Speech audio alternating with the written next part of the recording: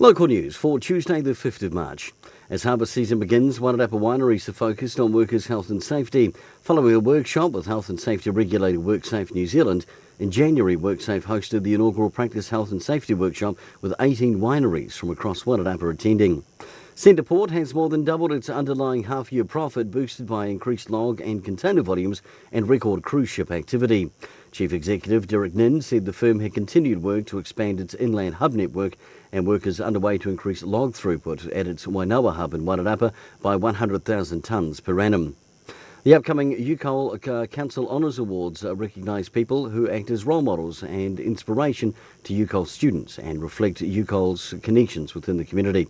PJ Devonshire will receive the Honorary Associate Award for his contribution to the development of the Masterton and Wairarapa region, particularly in the areas of education, health and iwi.